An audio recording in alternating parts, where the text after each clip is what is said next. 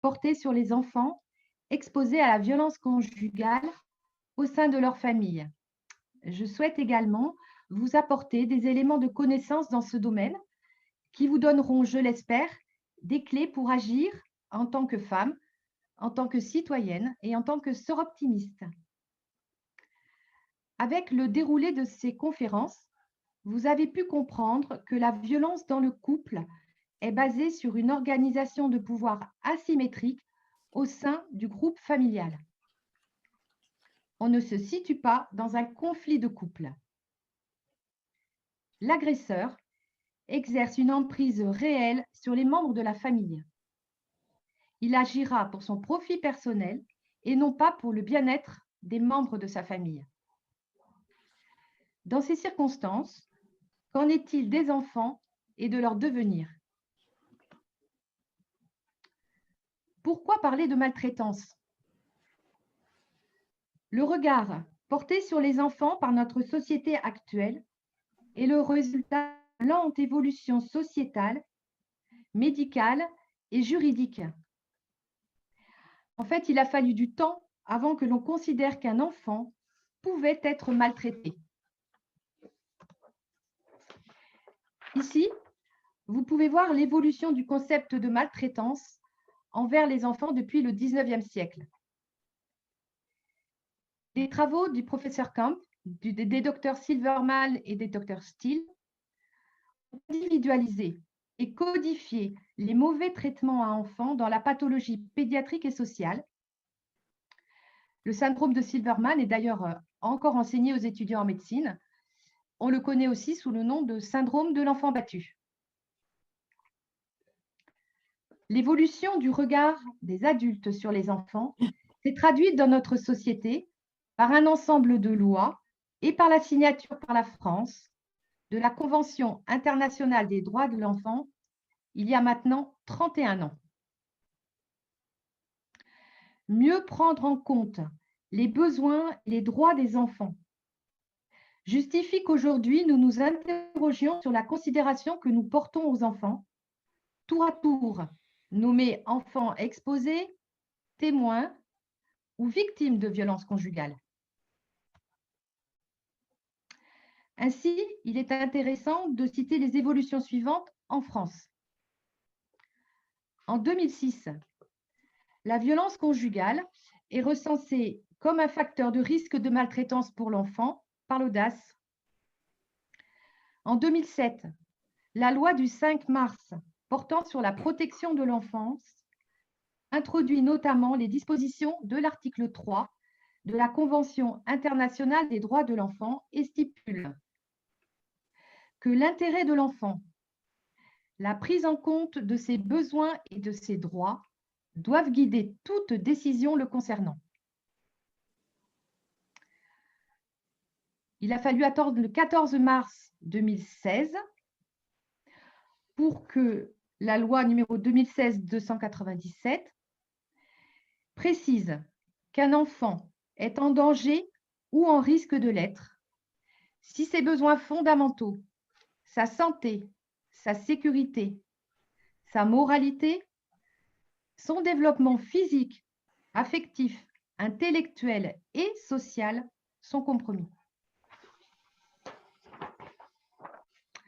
Le 11 mai 2011, la France a signé la Convention d'Istanbul sur la prévention et la lutte contre la violence à l'égard des femmes et la violence domestique. Celle-ci dispose que les enfants sont des victimes de la violence domestique, y compris en tant que témoins de la violence au sein de la famille. Cette convention s'impose aux États signataires. En juin 2019, la Haute Autorité de Santé, dans ses recommandations de bonne pratique à l'intention des médecins, stipule que l'exposition des enfants à la violence conjugale est une forme de maltraitance constituant pour eux un risque ou un danger. Enfin, le bulletin épidémiologique hebdomadaire de Santé publique France, le 15 octobre 2019, précise que les conséquences de cette maltraitance sur les enfants ont des impacts sur les plans sociaux, affectifs, physiques, neurologiques et cognitifs. À travers ces différents exemples, vous pouvez ainsi comprendre qu'en 2020, on considère qu'un enfant vivant au sein d'une famille où règne la violence conjugale est un enfant maltraité ou en risque d'être maltraité. Pourquoi prévenir cette forme de maltraitance? Car elle génère des traumatismes physiques, psychiques et affectifs chez les enfants. Car dans 40 à 60% des cas, l'enfant est aussi victime de violences exercées par son père ou son beau-père. Car elle est responsable de séquelles physiques, psychiques et affectives retrouvées à l'âge adulte. Et puis enfin, parce qu'en France, en 2019, 16 enfants ont été témoins directs du meurtre de leurs parents. 111 enfants sont devenus orphelins. 25 enfants sont morts dans ce contexte de maltraitance. Ils étaient 21 en 2018. Comment prévenir cette forme de maltraitance? Il n'existe pas de référentiel de facteurs de risque spécifiques aux enfants pour ce type de maltraitance. Mais certains facteurs de risque concernant les parents et ayant donc un impact sur les enfants ont été répertoriés dans ces 3 domaines. Dysfonctionnement du couple, facteurs de vulnérabilité et risques conjugaux. Dans le cadre des dysfonctionnements du couple, j'ai juste retenu l'instabilité du couple parental et les antécédents de violence parentale. Parce qu'en effet, l'OMS, dans son rapport mondial sur la violence et la santé à Genève en 2002, évoque le lien entre violence conjugale vécue dans l'enfance et violence conjugale à l'âge adulte. Selon l'article 44 du Code de déontologie médicale, une personne vulnérable est une personne qui n'est pas en mesure de se protéger en raison de son âge ou de son état de santé. Attendez, excusez-moi, je pense que j'ai un problème.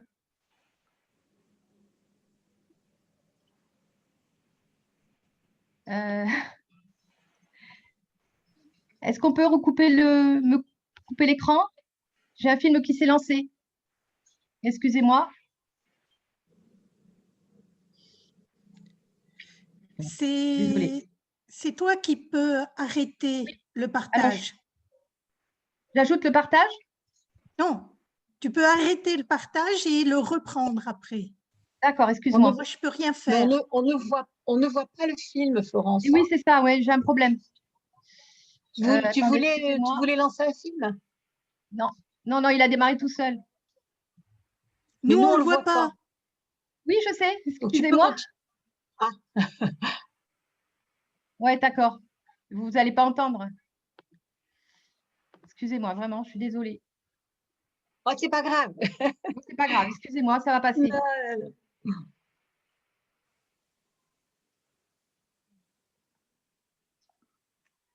Ouais.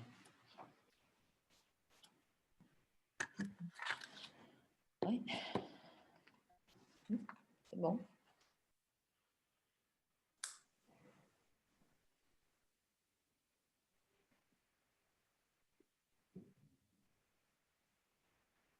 Voilà, donc on en repassera tout à l'heure, je vous prie de m'excuser. Donc, j'étais en train de vous parler des antécédents de violence familiale qui correspondent à des… Non, j'en suis pardon, excusez-moi, à la vulnérabilité des personnes. Donc, sur la définition au niveau du Conseil de l'ordre, au niveau de la déontologie médicale, je vous prie de m'excuser. Donc, cet état de vulnérabilité a été complété en 2019 par le bulletin épidémiologique hebdomadaire de Santé publique France, au décours d'une étude épidémiologique des violences conjugales en France et dans les pays occidentaux. Et ils ont ainsi défini l'état de vulnérabilité chez les femmes, acté plus spécialement pour des femmes très jeunes, des femmes handicapées physiques et ou psychiques, des femmes souffrant de pathologies chroniques, les femmes âgées et les femmes enceintes. Enfin, pour les risques conjugaux, sont identifiés principalement le très jeune âge des parents, leurs carences affectives, leur isolement social et ou familial, la notion de famille décomposée, recomposée, les addictions de l'un ou l'autre des parents. Je viens de vous parler de la grossesse comme d'un état de vulnérabilité pour la femme. Il l'est aussi pour le fœtus, comme vous pouvez le constater sur cette diapo. À ce propos, la loi dont je vous ai parlé tout à l'heure, la loi du 5 mars 2007, a institué la visite longue du 4e mois de grossesse. En fait, il s'agit d'une consultation bien spécifique, assurée soit par les gynécos, soit par les sages-femmes, pour évaluer l'environnement médico-psychosocial de la future mère. Gynécos ou médecins généralistes, voire même sages-femmes, seront interpellés par un mauvais suivi clinique de la grossesse, par un abus de substances toxiques, de médicaments, par une exposition à des situations de stress répétées, par un surinvestissement professionnel, par des violences physiques objectivées. Les risques pour le fœtus vont du retard de croissance au décès. Comment repérer cette forme de maltraitance? La violence conjugale impacte les enfants physiquement et psychiquement, quel que soit leur âge. Mais plus l'enfant est jeune, moins il dispose de mécanismes de défense. Plus la maltraitance s'inscrit dans la durée, plus elle est délétère pour l'enfant. Idem si elle est couplée à une maltraitance ciblée de ce même enfant.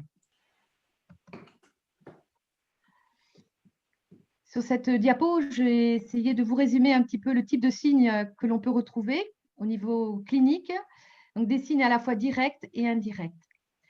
Sur les signes directs, l'enfant peut être victime de violence, soit parce qu'il protège son parent agressé, soit parce que l'agresseur s'en prend directement à lui. Pour le médecin, ecchymoses, hématomes, plaies, brûlures, morsures sont facilement identifiables. Mais un examen clinique complet et soigneux est nécessaire à la recherche de fractures, de décollements de rétine, de décollements de tympan, d'hématomes sous-durales, voire même d'hémorragie interne, avec la recherche notamment d'un ventre chirurgical. C'est la multiplicité des lésions, leur âge différent, leur localisation qui permettront au médecin d'orienter son diagnostic. Les signes indirects sont des signes qui touchent l'enfant, mais que le praticien va devoir décoder un petit peu. La relation mère-enfant est perturbée par les violences et par les impacts traumatiques qui touchent la mère de l'enfant. Le bébé présente des réactions d'insécurité avec une hypervigilance, une hyperréactivité, voire ou alors une apathie. On peut rencontrer des difficultés d'accrochage du regard, et puis et surtout, de façon très fréquente, des pleurs incessants, des troubles du sommeil et de l'alimentation. Je vous rappelle d'ailleurs que ces 3 derniers troubles sont des facteurs de risque de passage à l'acte violent chez le ou les parents, avec ce que vous connaissez sûrement, le syndrome du bébé secoué. Les enfants plus grands présentent des maux de ventre, des céphalées, des troubles respiratoires, cutanés, sphinctériens, mais aussi des troubles du sommeil et de l'alimentation. Le médecin objective parfois un véritable retard staturopondéral.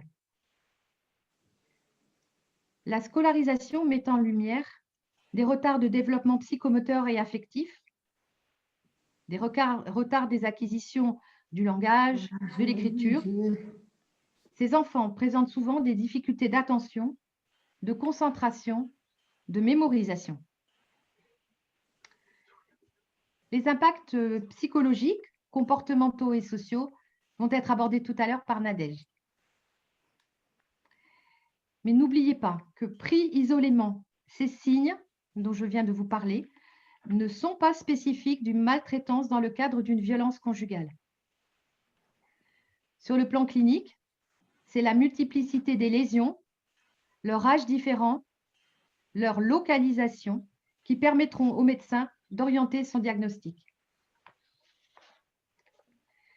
Cette orientation diagnostique, qui joint à la fois signes cliniques et éventuels examens complémentaires, permet au médecin de prendre une décision thérapeutique selon des arbres décisionnels clairs et établis selon le concept international de l'évidence base médecine.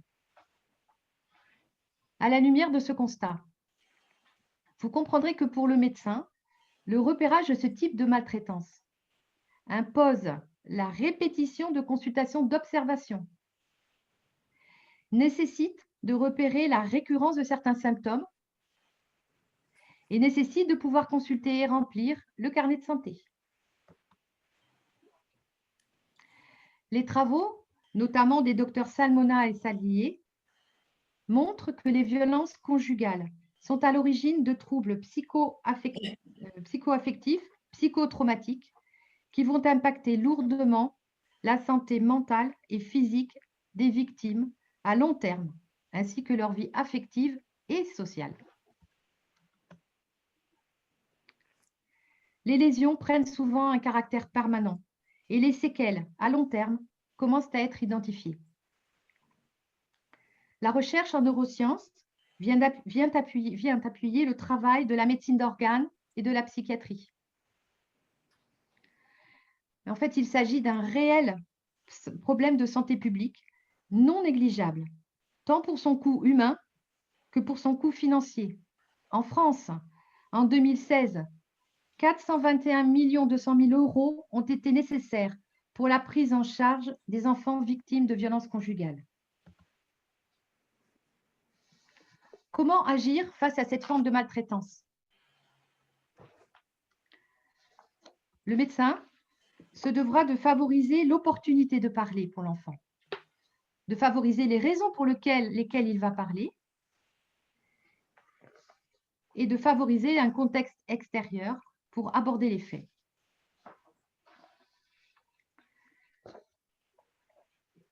Le médecin connaît le mécanisme du secret imposé à la famille dans le cadre de la violence conjugale. Il lui faut donc favoriser chez l'enfant un récit libre en utilisant un entretien cognitif non suggestif si l'enfant est en âge de parler. L'enfant parlera d'autant plus facilement que le médecin aura établi une relation de confiance avec lui et que ce dernier manifestera auprès de lui son intérêt pour ce type de confidence. L'enfant se sentira autorisé à parler. Chez un enfant s'exprimant peu, bien sûr, on peut utiliser les dessins, les jeux, les albums jeunesse. Pour mes consoeurs, je tiens à leur signaler que le Conseil départemental de Seine-Saint-Denis a édité un guide, Les mots pour le dire, dans lequel elles pourront trouver un guide visuel d'entretien pour les enfants. Et ce guide est d'ailleurs assez régulièrement mis à jour. Ensuite, il faut également favoriser les raisons pour lesquelles l'enfant va parler. L'attention bienveillante du médecin rassurera l'enfant qui, spectateur de ces violences, il ne faut pas l'oublier, il doit faire face à des conflits de loyauté, à des émotions contradictoires. Il peut se sentir responsable de cette situation. Ainsi, pour le médecin, énoncer que le fait de violence est interdit et que lorsqu'il se produit, il nécessite de l'aide, qu'il explique que le médecin peut expliquer l'aide qu'il va pouvoir apporter à sa mère, peut aider l'enfant à s'exprimer.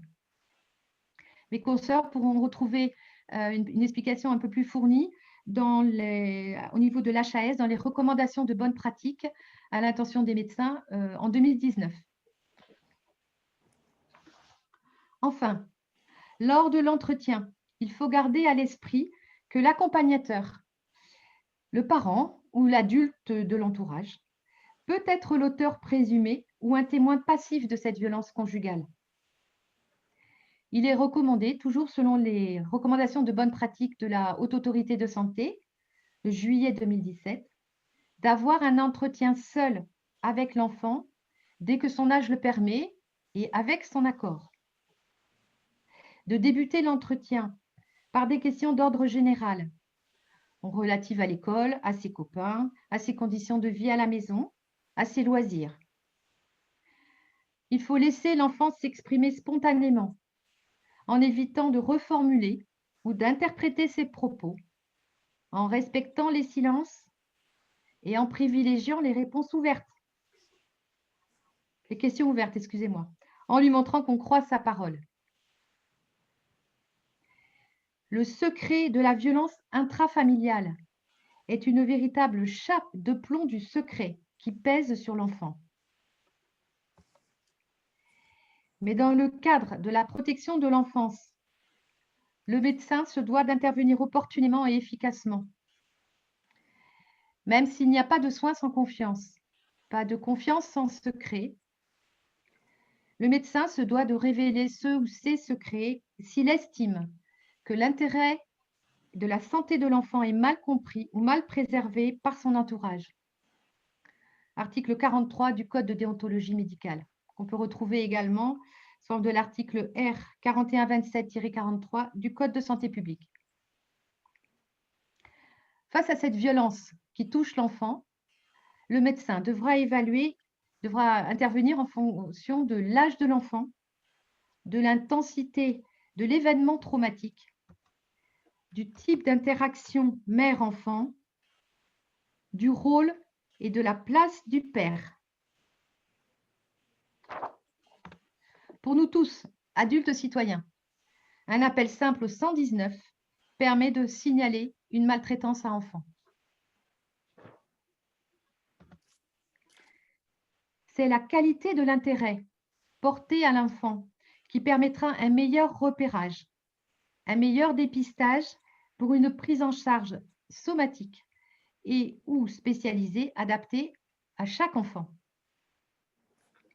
Il faudra également, toujours dans le cadre de l'intérêt de l'enfant, prendre en compte le parent victime, parce qu'il est nécessaire de restaurer une relation parent-enfant, parent-victime, enfant-victime, la plus normale possible. Il nous faut aussi communiquer sur cette violence conjugale et les impacts qu'elle a sur les enfants. Communiquer au sein de notre société. Je me suis permis de vous mettre une photo du président de la République, simplement parce que il est intervenu à Pékin devant l'UNESCO, donc pour rappeler la nécessité de lutter contre les violences faites aux enfants. Il faut également favoriser la relation, la parole entre le médecin et ses patients, entre le médecin et les enfants. Enfin, entre professionnels, nous pouvons avoir des documents qui nous aident à modifier nos pratiques et nous adapter aussi à nos connaissances. La mesure 8 du Grenelle des violences conjugales préconise de mettre à disposition des professionnels de santé un outil d'évaluation de la gravité et de la dangerosité des situations des violences conjugales. Il faut bien savoir que pour qu'un outil soit utilisable en médecine, il faut qu'il soit standardisé, reproductible et validé selon l'évidence de base médecine. C'est le sens clinique du médecin et sa connaissance fine de la sémiologie qui lui permettra d'orienter son diagnostic. L'outil viendra le conforter. Le ministère de la Justice a édité un vade-mecum de la réforme de l'article 226-14 du Code pénal. Il propose au médecin une fiche de questions pour l'accompagner dans le cadre d'une consultation avec une femme dénonçant des violences conjugales. Le risque concernant les enfants y est évoqué. Le Collège de médecine générale a créé un groupe de travail qui appréhendera la prise en charge des violences conjugales tant au niveau du soin que de la pédagogie et que de la recherche. Actuellement, mes consoeurs ou confrères, s'il y en a là ce soir, peuvent disposer du site Déclic Violence, issu des travaux d'une thèse de médecine générale à Clermont-Ferrand et qui est une excellente aide au diagnostic et à la prise en charge des victimes.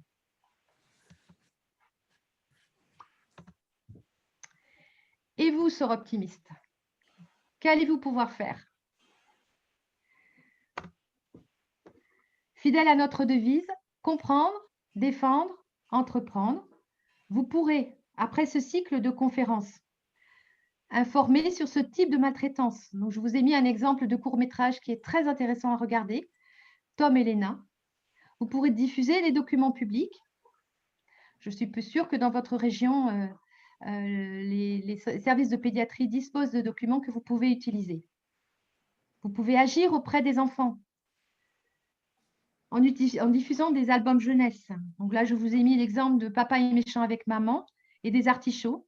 Mais vous avez aussi la collection des Max et Lily, avec notamment les parents de Max et Lily se disputent, qui est très intéressant et qui dispose d'un petit questionnaire qu'on peut utiliser avec les enfants. Et vous avez également le petit livre pour dire non. Vous pouvez équiper les salles Mélanie, les unités d'accueil médico-judiciaire, les foyers d'accueil mère-enfant avec éventuellement le jeu 1, 2, 3 ABC.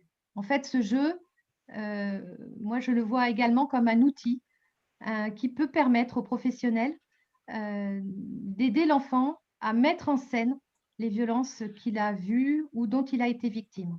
Donc, on va un petit peu au-delà de la notion d'éducation et d'apprentissage de la lecture ou de l'écriture, ou même de la langue. Je crois que ça peut être également un très bon outil. Je voulais aussi vous préciser que les unités d'accueil médico-judiciaire pédiatrique ont été bien identifiées au niveau de la mesure 34 du Grenelle des violences conjugales. Normalement, leur création doit s'effectuer dans tous les départements français.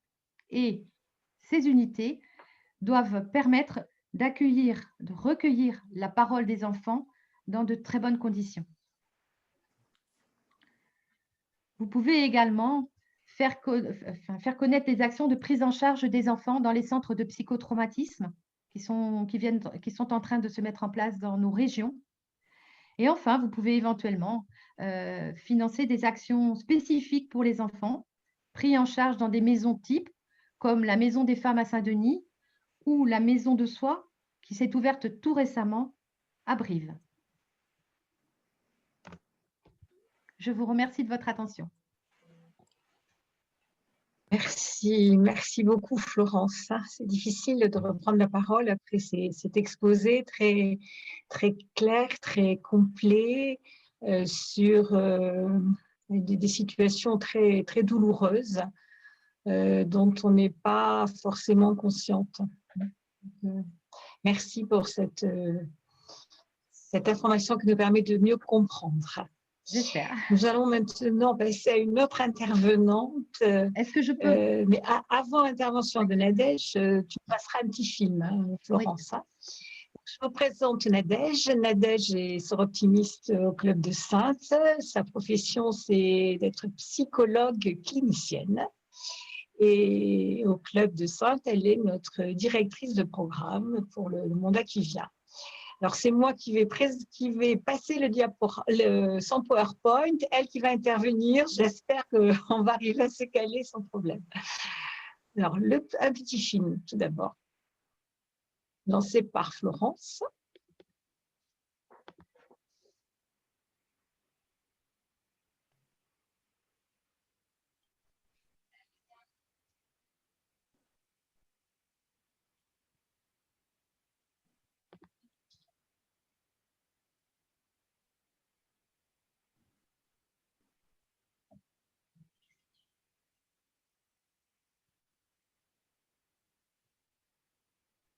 Je crois qu'il n'y aura pas le son. Ah bon? Florence? Oui, oui, j'ai l'impression. Ah mince. Mais tu expliques. Décidément, pas grave.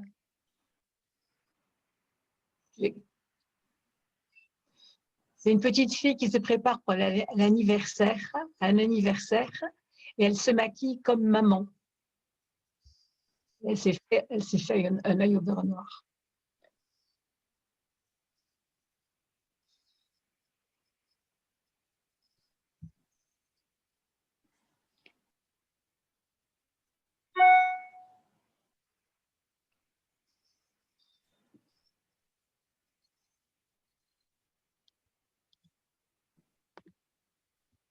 Voilà, donc Florence, il va falloir que je crois que tu arrêtes le partage pour que je puisse prendre la Oui, main. oui. Alors, attends. Bon, Oh ça a là l'air là, bon. je ne sais plus où je suis rendue. Bon, c'est bon, je crois. Non, alors attends, Voilà. c'est moi qui dois fermer le mot. Alors, Nadège, ça doit être ça. Voilà. Alors, Nadège, est-ce que Nadège est là? Nadège est là. Est-ce que vous m'entendez? Ah, parfait. Voilà. Parfait. Bonjour Nadège, je ne t'avais pas vu encore. Bon, alors, écoute, tu démarres et puis je vais essayer de suivre et si jamais je ne passe pas la bonne diapo au bon moment, tu me le dis. Hein. Oui, je tenais à remercier Florence qui a préparé le PowerPoint quand même et à Bernadette qui va le diffuser parce que je suis vraiment pas très douée en informatique. Donc, merci à toutes les deux pour votre aide. Voilà. Et bon, ce que je voulais rajouter, c'est que tout ce que je vais dire là, ce sont les travaux de Muriel Salmona, qui est psychiatre, expert vraiment des questions sur le psychotraumatisme, ainsi que Roland Coutenceau, qui est aussi psychiatre, et Karen Saldier, qui est docteur en psychologie. Voilà, donc j'ai vraiment repris leurs travaux et je vais tenter de vous les exposer. Mais je vous encourage quand même à aller chercher sur Internet et voir tous leurs travaux parce que c'est vraiment très bien expliqué. Voilà, donc je vais commencer déjà avec une petite question qui paraît un peu bête comme ça. C'est quoi un enfant? Voilà. Le mot enfant vient de infants, celui qui ne parle pas. Dans l'histoire, il n'y a pas si longtemps, l'enfant était celui dont la parole n'était pas prise en compte, comme les femmes, on pourrait dire. Hein, aussi. L'enfant est un être en construction, ce n'est pas un adulte en miniature. Il a des besoins physiologiques et affectifs qui lui sont propres, et ces besoins doivent être satisfaits par les parents et les adultes qui l'entourent. Ils ont l'obligation de le nourrir, de le soigner, de le protéger, de veiller à son bon développement physique et psychologique, car il est dans la capacité de le faire seul. Et il est donc totalement dépendant de ses parents. Voilà.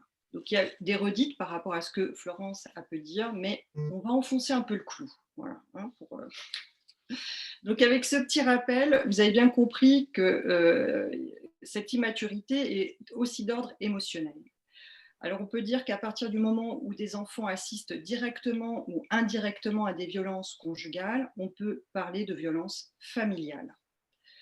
Au départ, l'enfant était vu comme un témoin, puis on a parlé d'un enfant exposé, puis pour enfin reconnaître son statut de victime. Et ça, c'est pas rien quand même. Hein. Il a fallu du temps, hein, comme nous l'a dit Florence tout à l'heure. Donc, je reparle de la famille qui est un lieu chaleureux et bienveillant où doivent s'épanouir les enfants. L'enfant donc n'est pas équipé de par sa fragilité et son immaturité pour faire face aux violences conjugales. Et en effet, lorsque l'enfant voit les deux êtres qu'il aime le plus au monde se disputer, crier, hurler, pleurer et même se battre ou se faire battre, alors tous ses sens sont en alerte. D'ailleurs, ces violences n'ont aucun sens pour l'enfant, ce qui vient faire effraction. D'un point de vue neurologique, ces enfants ont tendance à avoir une hypothalamus élargie. C'est la partie du cerveau qui va faire face au danger et au stress. Ces enfants, comme les autres enfants qui grandissent dans les situations de maltraitance physique, chronique, situations d'inceste, de guerre, de négligence, ces enfants vont aussi avoir tendance à sécréter énormément d'adrénaline et de cortisol. Ces enfants ont des taux de cortisol et de stress journalier plus élevés que les autres. Ils ont des réactions de crainte ou d'agressivité plus poussées.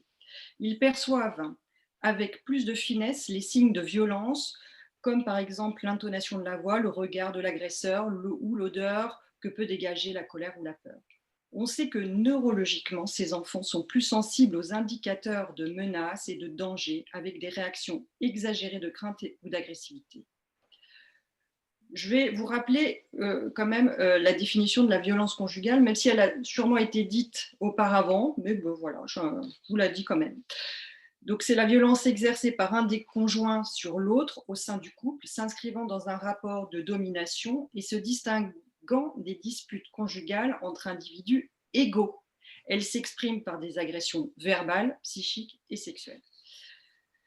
Donc, Muriel Salmona, qui est psychiatre, comme je vous l'ai dit tout à l'heure, elle travaille à la reconnaissance de l'impact traumatique des violences. Elle dit que les enfants peuvent être atteints très jeunes, même pendant la grossesse, dès le 3e mois, car l'amygdale cérébrale est active. C'est pour ça qu'on peut faire une prise en charge très précoce.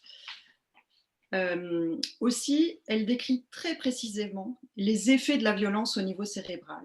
Je vais essayer de vous le résumer brièvement. La victime va être sidérée. Autrement dit, c'est la sidération du psychisme qui paralyse la victime, ce qui occasionne un stress avec une production d'adrénaline et de cortisol. Tout ça provoque une disjonction du circuit émotionnel. Elle fait le parallèle avec un court-circuit. À ce moment, la victime est dans un état dissociatif. C'est comme un sentiment d'étrangeté, une déconnexion, une dépersonnalisation. Au final, on aboutit à la mémoire traumatique, c'est-à-dire que le travail d'encodage et de stockage de la mémoire sensorielle, émotionnelle des violences n'a pas pu être traité, ni transformé en mémoire autobiographique. Et donc, dans l'après-coup, si un événement rappelle la violence vécue, alors c'est la répétition à l'identique des effets de cette violence qui a été vécue.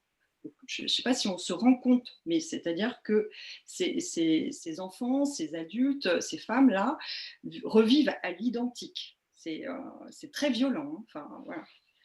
D'un point de vue psychologique, on sait que les enfants qui sont exposés à des violences dans le couple présentent beaucoup de troubles anxio-dépressifs. 60% de ces enfants sont victimes de troubles post-traumatiques, comme les victimes de viols, d'attentats, de maltraitances répétées. On est clairement face à des enfants qui ont besoin, je le répète, de soins et d'accompagnement. D'un point de vue social, ces enfants ont des difficultés avec le concept de négociation. Ils ont vu une relation verticale où la négociation est impossible. Donc, quand on leur demande de négocier avec leur fratrie, avec leur père, ils ne savent pas comment procéder. Le travail à faire est d'introduire le concept et les compétences de négociation. C'est pareil pour les questions d'autonomie, car l'expression de l'autonomie paraît dangereuse à ces enfants. À chaque fois que le parent victime se positionne de manière autonome, le parent agresseur donne une réponse de violence. Les enfants vont expérimenter soit une position haute, soit une position basse. Quand ils sont en position haute, l'autonomie d'autrui est dangereuse. Les autres doivent faire ce qu'ils veulent. Autrement, il y aura des représailles. En position basse, c'est sa propre autonomie qui est vécue comme dangereuse. Donc, il n'ose pas dire qu'il préfère jouer à un jeu plutôt qu'à un autre. Il n'osera pas dire ses préférences alimentaires, vestimentaires, etc. Ces enfants passent souvent inaperçus car ils ne créent pas de problème pour les adultes. Et pourtant, ils sont dans les mêmes difficultés que les enfants qui sont en position haute. Et on va voir que dans les situations de violence dans le couple, les enfants intègrent le modèle de pouvoir dictatorial. Pour ces enfants, exprimer son point de vue, la négociation ou l'autonomie sont des choses difficiles qui doivent être travaillées. Il faut savoir que 40% des enfants victimes des violences conjugales sont également victimes de violences physiques du parent agresseur. Ces enfants-là sont des victimes qui subissent une double exposition à la violence. Tous les effets des violences sont donc majorés et les troubles post-traumatiques, les difficultés de comportement, les troubles anxieux ou psychosomatiques sont majorés. Ces enfants ont encore plus de difficultés à réguler leurs émotions et donc leurs frustrations. Ils sont plus à risque pour devenir agresseurs, soit être victimisés dans leur vie de jeune adulte. Ils vivent dans un contexte de peur, de terreur et de tension au quotidien. C'est une forme traumatique car une figure d'attachement peut tuer ou blesser une autre figure d'attachement. Il n'y a rien de plus traumatisant pour un enfant. Comment repérer les enfants qui vont assister de loin aux violences d'un de leurs parents sur l'autre? La souffrance que les enfants peuvent présenter peut être subtile. Plus jeune est l'enfant, plus il y aura des signes externes typiques d'une détresse enfantine. Troubles du sommeil, troubles de l'alimentation, difficultés de séparation. Ceci est lié soit lié à un déménagement, à un décès, violence dans le couple. C'est pour cela que le questionnement des violences doit être systématique. Et j'insiste. quand on recherche la source des souffrances de l'enfant. Les symptômes diffèrent selon l'âge des enfants. Il n'y a pas de règle absolue, car les symptômes sont très proches de ceux qui ont vécu de la maltraitance physique et psychique. L'enfant victime de violences conjugales est toujours aux aguets, inquiet, jamais tranquille, en hypervigilance pour sa survie. Ce qui provoque des difficultés de concentration et d'attention qui viennent gêner les apprentissages et les activités. Et à cela s'ajoutent les troubles de l'attachement avec des difficultés de séparation. On observe chez ces enfants des troubles extériorisés, agressivité, tolérance très limitée à la frustration avec colère et violence à l'appui. Troubles intériorisés, repli sur soi, froideur affective, déconnexion de ses émotions, faible interaction sociale. Selon le sexe, les symptômes cliniques ne s'expriment pas de la même manière. Chez les garçons, les problèmes sont plus visibles, un sentiment de menace qui se manifeste par un comportement agressif et plus fréquent. Chez les filles, les conséquences sont plus anciennes. La culpabilité, la honte, le réflexe de s'attribuer la responsabilité du problème et à prendre sur soi sont plus répandus. Vous avez compris qu'il y a autant de types de réactions que d'enfants et différents développements post-traumatiques sont possibles. Bien, nous avons repéré les effets des violences, que pouvons-nous proposer à ces enfants? Donc il faut oser décoder la cause du trouble. Les enfants de 7-8 ans ne parlent pas d'eux-mêmes car ils ont l'impression de trahir leur famille, ce qu'on appelle le conflit de loyauté, ce que disait tout à l'heure Florence. Les plus jeunes, eux, parlent plus facilement car ils repèrent que leur environnement relationnel est inadapté. Ils en ont conscience. Il est impératif de les aider et à mettre des mots sur les événements et à raconter leur histoire. Les enfants exposés à la violence conjugale ont besoin de soins psychologiques. Tout l'enjeu de l'échange avec l'enfant consiste à lui expliquer que la situation dans laquelle il se trouve n'aurait pas dû arriver, mais qu'elle s'est produite. Donc il faut comprendre ou essayer de donner du sens. Nous savons que le cerveau de l'enfant est extrêmement vulnérable. Il peut vivre des moments de sidération, de blocage, car l'enfant garde la mémoire traumatique. Mais heureusement, rien n'est irréversible, car la neuroplasticité du cerveau est effective. Et plus tard, comment l'enfant va-t-il se construire ou construire ses relations affectives à l'âge adulte? Plus tôt nous intervenons, plus l'enfant a de chances de développer des relations saines dans ses liens d'attachement. Il faut comprendre que dans la violence conjugale, il n'y a pas de négociation quand il y a conflit. C'est une relation de dominant-dominé. L'enfant le voit et l'enregistre. La relation est inégalitaire et il apprend que pour résoudre les conflits, il faut crier et taper. C'est toujours le même qui domine, l'adulte est inhibé ou violent. Les conséquences, les enfants présentent les mêmes signes que celui qui a vécu les violences. Ce sont les conséquences post-traumatiques, ce que j'ai dit tout à l'heure, sidération, dissociation, mémoire traumatique. Ces enfants devenus adultes, s'ils n'ont pas eu de suivi psychologique, ont des personnalités éclatées, désorganisées ou en osmose avec l'agresseur. Ils souffrent d'angoisse de séparation, d'instabilité affective ou d'instabilité dans le travail. La violence conjugale a des répercussions internes, les affects majeurs, les émotions. C'est aussi des adultes qui peuvent sombrer dans la polytoxicomanie. Donc, moi, ce que je vois dans ma pratique, c'est des parents qui souffrent d'alcoolisme et de toxiques, enfin, qui utilisent des toxiques. Et donc, ils ont vraiment des difficultés à pouvoir assurer leur rôle de parent. Pour accompagner ces enfants, on peut proposer des psychothérapies, des consultations aussi dans les centres de psychotraumatologie, là, près de chez nous, là où j'habite, donc il y a Poitiers et Bordeaux, et aussi des thérapies de type EMDR. Donc je ne sais pas si vous savez ce que c'est, je vais tenter de vous l'expliquer. Donc, ça veut dire désensibilisation et retraitement par les mouvements oculaires. C'est une méthode mise au point par Francine Shapiro, une psychologue américaine, après 1987. Et l'usage est officiellement recommandé depuis 2007 pour le traitement de l'état de stress post-traumatique par la Haute Autorité de la Santé.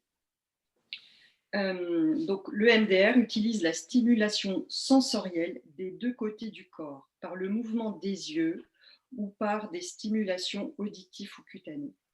Le MDR permet un déblocage des émotions négatives accumulées dans le système nerveux. Voilà, je vous remercie. Merci à toi Nadège, bravo. Alors, je vais arrêter le diaporama, c'est ça. Et maintenant, je vais donner la parole à Françoise Chabert, qui est également psychologue clinicienne à Grenoble. Je vois Françoise, tu as le micro ouvert. À toi, Françoise. Oui, oui. Merci pour les interventions précédentes qui étaient magistrales, formidables. Oui, je voulais, moi, ce soir, illustrer par un cas clinique d'un enfant. J'ai vu beaucoup d'enfants en difficulté, voilà, mais celui-ci, il m'est resté vraiment en mémoire. Je vous parle d'un cas qui illustre jusqu'où peut aller un enfant pour tenter de protéger sa mère des violences de son conjoint en acceptant que la violence soit dirigée contre lui. Ce jour-là, en centre médico-psychologique, la psychiatre et moi recevons en consultation un enfant de 7 ans amené par son beau-père et sa mère. Cette dernière va rester la consultation silencieuse et triste, acquiesçant de temps en temps en hochant la tête à ce que dit son compagnon. Ce beau-père se met très vite à accuser très fortement l'enfant d'empoisonner le couple parental, empoisonner au sens propre du terme. Il ne sait pas avec quelle substance cet enfant introduit dans les aliments, mais il souffre de force qui ne laisse aucun doute quant à leur cause. Il vitupère contre cet enfant et il veut absolument une maison de redressement, enfin un internat qui soit une maison de redressement. Nous sommes stupéfaites de ces accusations et considérant ce jeune enfant qui est devant nous et qui nous paraît vraiment pas être un tueur en herbe, mais nous sommes encore plus stupéfaites lorsque l'enfant, en présence de son beau-père et de sa mère, mais aussi plus tard en entretien seul avec nous, il va nous affirmer que son beau-père a raison, que son beau-père dit la vérité. Et il se lance dans des explications embrouillées, mais péremptoires, pour nous expliquer qu'il embrouille et qu'il empoisonne véritablement les aliments de la famille. Voilà. Et il a vraiment, on a vraiment l'impression, en plus, qu'il croit et qu'il adopte complètement son raisonnement. Nous nous questionnons sur le pourquoi cet enfant ne cherche pas de ces accusations, au contraire, il les renforce. Et pourquoi non plus cette mère n'intervient pas? Pourquoi n'intervient-elle jamais dans cette consultation? Et peu à peu, nous comprenons que dans son l'enfant préfère accepter les accusations dont il fait l'objet, plaidant coupable, mais dans l'espoir des objets visés et pouvant espérer ainsi sauver sa mère des agressions de son conjoint. Aussi rester près d'elle à la maison, puisqu'il promet de s'amender. Nous sommes très désemparés par ce cas et la situation était bien sûr très difficile à dénouer. Le beau-père, bien sûr, ne sent pas sa paranoïa, voulant éjecter l'enfant du foyer et ne voulant aucune autre solution, et surtout pas d'entretien psychologique de l'enfant au CMP, encore moins l'enfant avec sa mère. Et une mère, on a une mère complètement soumise à son conjoint et à ses décisions. Donc, c'est peu à peu, c'est après, grâce à l'intervention d'une assistante sociale de l'aide à l'enfance, de la protection de l'enfance, qui a pu aller faire des visites au domicile et qui peu à peu a pu acquérir auprès de la mère une alliance avec la mère qui a pu soutenir son fils et qui a pu critiquer son conjoint, mais de façon très pas définitive. Et l'enfant a pu être accepté dans un internat, dans un semi-internat, pas un internat justement, où il a pu être soutenu par des éducateurs et où c'était un internat psycho-éducatif. Voilà. Mais je crois que voilà, la situation est restée quand même très longtemps bloquée et après, elle a été un peu moins bloquée, mais c'est quand même une situation qui est restée très, très dramatique et qui était vraiment un cas où on voit à quel point l'enfant est en désarroi, souffre et est coincé dans cette situation de violence familiale. Et il devient cette victime en désarroi. Voilà tout ce que je voulais dire.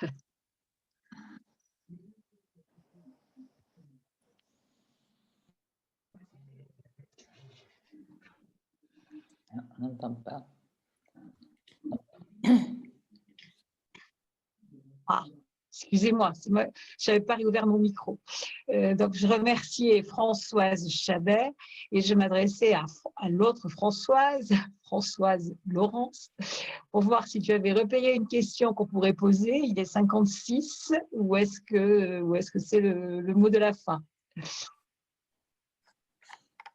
Alors, je ne repère pas. Il y a des questions, il y en a beaucoup et ce que nous disions, nous n'avons pas le temps d'y répondre. Moi, je veux simplement dire là ce soir, attirer l'attention sur cette notion de parole de l'enfant. Pendant très longtemps, on nous a dit, enfin, une certaine période, on disait la parole de l'enfant est sacrée, l'enfant ne ment pas. Et le témoignage de Françoise Chabert nous révèle que l'enfant peut mentir. Alors, l'essentiel, n'est-ce pas, d'écouter l'enfant et de décrypter à travers ce qu'il expose, ce qu'il veut dire, ce que révèle cette parole et qu'est-ce qui se cache derrière cette parole. Alors, des questions, je les repérerai, on les repérera et on l'a dit la dernière fois, je pense qu'il serait très, très intéressant d'y répondre à la dernière conférence. Ce soir, nous avons une conférence, moi je trouve passionnante, sur la conjugalité et la parentalité et comment arriver à accorder cette conjugalité, cette parentalité. Ça pourrait faire l'objet d'autres conférences si vous êtes toutes intéressées par cela. En tous les cas, moi, j'ai appris beaucoup de choses encore grâce à Florence, à Nadège et Françoise, à ton exemple. Voilà, j'ai plus rien à dire, je me tais. Je crois qu'il n'y a rien à rajouter. Bon, eh ben, merci Françoise.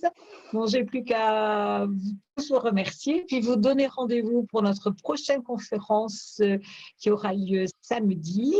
Et le thème, un thème difficile là aussi, c'est le trafic des êtres humains et la prostitution, avec Marie-Claude Bertrand, vice-présidente de l'Union française et présidente actuellement du CNFF, Conseil national des femmes françaises, et Marie-Christine Foudral, qui est directrice, je dirais, d'une structure qui accueille des femmes victimes de violences. Voilà, donc ça, ce sera jeudi à 18h. Eh bien, bonne soirée à tout le monde et très, très heureuse de vous voir aussi nombreuses.